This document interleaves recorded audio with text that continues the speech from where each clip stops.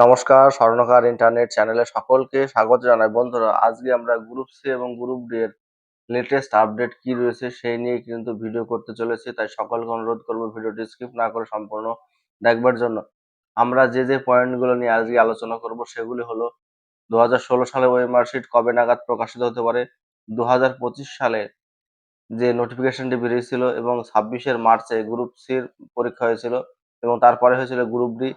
সেই group C এবং group ডির ওএমআর শিট কবে প্রকাশিত হবে এবং ওএমআর শিট প্রকাশের পরে কতদিন পরে স্কোর কার্ড প্রকাশিত হতে পারে এবং স্কোর কার্ডের পরে এক্সপেক্টেড ডেট রেজাল্টের কবে, এই পরপর 4টে পয়েন্ট কিন্তু আলোচনা করতে চলেছি।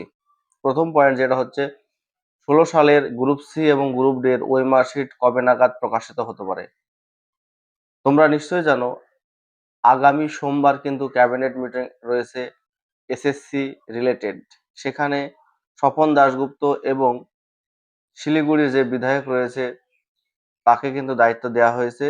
তিনারা কিন্তু গ্রুপ সি, গ্রুপ ডি এবং এসএলএসটি 9, 10, 11, 12 নিয়ে সমস্ত তথ্য জোগাড় করবার চেষ্টা করছে এবং ইতিমধ্যে কিন্তু আমরা দেখেছি 9, 10 এবং 11, 12 এর ওয়েবসাইট পাবলিশ হয়ে গেছে 2016 সালের। এবার পাবলিশ হতে বাকি রয়েছে গ্রুপ সি এবং গ্রুপ ডি এর।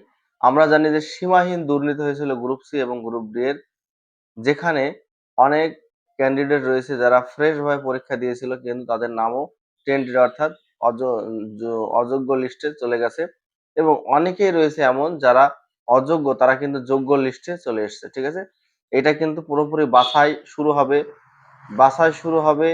তার আগে ওএমআর শিট কিন্তু পাবলিশ করবে 2016 সালের। এই ওএমআর শিট আগামী সোমবার অথবা মঙ্গলবারের মধ্যে কিন্তু পাবলিশ হয়ে যাবে। প্রত্যেককে অনুরোধ করব, তাদের যে 16 সালের রোল নাম্বার রয়েছে রোল নাম্বার দিয়ে কিন্তু তারা ওএমআর শিটটা চেক করে নেবেন তাদের ওএমআর শিটটা ঠিক আছে কিনা। যদি মনে হয় যে ঠিক আছে তাহলে ভালো, যদি ঠিক না থাকে তাহলে অবশ্যই তারা কমপ্লেন করতে পারে, কমপ্লেন করার কিন্তু জায়গা থাকবে। এটা কিন্তু আগামী সোমবার যে ক্যাবিনেট বৈঠক রয়েছে সেই বৈঠকে আলোচনা হতে পারে। এই 2016 সালে ওএমআর শিট পাবলিশ হওয়ার পরেই 2026-এর যে পরীক্ষা নেওয়া হলো গ্রুপ সি এবং গ্রুপ ডি, সেটা কিন্তু প্রকাশিত হতে পারে আগামী 25 থেকে 26 তারিখের মধ্যেই। ঠিক আছে, আগামী যে মে মাস চলছে সেই মে মাসের 25 থেকে 26 তারিখ নাগাদ কিন্তু তোমাদের যে ওএমআর শিট রয়েছে 2026 সালের গ্রুপ সি এবং গ্রুপ ডি সেই ওএমআর শিট কিন্তু প্রকাশিত হবে এবং ওএমআর শিট প্রকাশিত হওয়ার পরপরই কিন্তু তোমাদের স্কোর কার্ড প্রকাশিত হয়ে যাবে। স্কোর কার্ড প্রকাশিত হলেই রেজাল্ট জুন মাসের প্রথম সপ্তাহে অথবা দ্বিতীয় সপ্তাহের প্রথম দিকেই কিন্তু তোমাদের রেজাল্ট প্রকাশিত হয়ে যাবে গ্রুপ সি এবং গ্রুপ ডি এর। কারণ আমরা জানি সুপ্রিম কোর্ট থেকে যে নির্দেশ দিয়েছে সেটা হচ্ছে 31শে আগস্টের মধ্যে কিন্তু সমস্ত রিক্রুটমেন্ট প্রসেসটা কমপ্লিট করতে হবে। কারণ এই রিক্রুটমেন্ট প্রসেসটা কমপ্লিট না হওয়া অবধি নতুন যে রিক্রুটমেন্ট সেটা কিন্তু করা যাচ্ছে না। এটা কিন্তু অভ্যন্তরীণ যে বিভিন্ন আলোচনার মাধ্যমে উঠে আসছে। কারণ হচ্ছে নতুন রিক্রুটমেন্ট করার আগেই পুরনো রিক্রুটমেন্ট কমপ্লিট করতে পুরনোর যে জঞ্জাল হয়ে আছে 9, 10, 11, 12 এবং গ্রুপ সি এবং গ্রুপ ডি তে, সেটার দিকে বেশি পরিমাণে সরকার ফোকাস দিচ্ছে। যেটা আমরা 8 তারিখ শপথ নেওয়ার দিনই কিন্তু আমাদের 9, 10 এবং 11, 12 এর ওয়েবসাইট প্রকাশের মাধ্যমে সরকার একটা বার্তা দিতে চেয়েছে।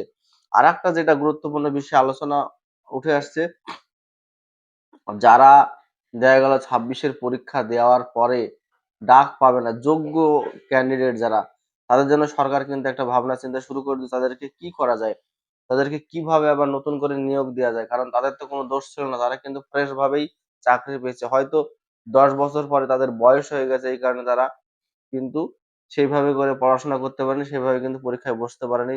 একটা বিষয় আমরা জানি যে 10 বছর চাকরি করার পরে চাকরি চলে গেলে তার মানসিক অবস্থাটা কি হয় সেটা কিন্তু যাদের গেছে তারাই বুঝতে পারছে। ঠিক আছে, আমার মনে হয় সরকার তাদের জন্য কিন্তু একটা সৎ ব্যবস্থা করবে এবং যারা অযোগ্য সেই অযোগ্যদের কিন্তু সমস্ত টাকা ফেরত দিতে হবে। এটাও কিন্তু প্রত্যেকটা দপ্তরে কিন্তু নোটিশটা দিয়ে দিয়েছে এবং লিস্ট ধরে ধরে কিন্তু দিয়ে দিয়েছে। 9, 10, 11, 12 এর লিস্টটা দিয়ে দিয়েছে, কিন্তু এখনো গ্রুপ সি গ্রুপ ডি লিস্টটা দেয়নি। গ্রুপ সি গ্রুপ ডি লিস্টটা দেবে 16 সালের যে ওএমআর শিট সেই ওএমআর শিট প্রকাশের পরে কিন্তু গ্রুপ সি এবং গ্রুপ ডি এর যে তোমার অযোগ্যদের লিস্ট এবং যে তাদের কত টাকা ফেরত দিতে হবে, কত পার্সেন্ট ইন্টারেস্ট হারে, সমস্ত কিন্তু ডিটেলস তাদেরকে দিয়ে দেওয়া হবে এই এই নোটিশটা দেওয়ার পরে কিন্তু বিভিন্ন জায়গাতে কিন্তু যে অযোগ্য শিক্ষক রয়েছে তারা কিন্তু বলতে শুরু করে দিয়েছে আমরা টাকা ফেরত দিতে পারবো না, যদি সরকার থেকে জেল দেওয়া হয় জেল দেওয়া হোক, কিন্তু আমাদের কাছে তো কোনো টাকা নেই, আমরা কোনোভাবে টাকা ফেরত দিতে পারবো না, এরকম বার্তাও কিন্তু শোনা যাচ্ছে। যাই হোক না কেন, আমরা অধীর অপেক্ষায় বসে রয়েছি গ্রুপ সি এবং গ্রুপ ডি এর রেজাল্টের অপেক্ষায়, কিন্তু রেজাল্টের আগে এই সমস্ত ধাপগুলো কিন্তু কমপ্লিট না করে সরকার কোনোভাবে রেজাল্ট প্রকাশ করতে পারছে না। রেজাল্ট কিন্তু খুব শীঘ্রই আসছে। যাদের মোটামুটি ভালো পরীক্ষা হয়েছে, আমি প্রত্যেকটা ভিডিওতে আমি বলে থাকি যে যাদের পরীক্ষা ভালো হয়েছে তারা ইন্টারভিউ কম্পিউটার টাইপিং এর জন্য প্রস্তুতি শুরু করে দাও, সময় কিন্তু খুবই অল্প। ধন্যবাদ সকলকে। গ্রুপ সি গ্রুপ রিলেটেড যে লেটেস্ট আপডেট সেটা কিন্তু আপনাদের সঙ্গে ভিডিওর মাধ্যমে শেয়ার করলাম। সকলে ভালো থাকবেন।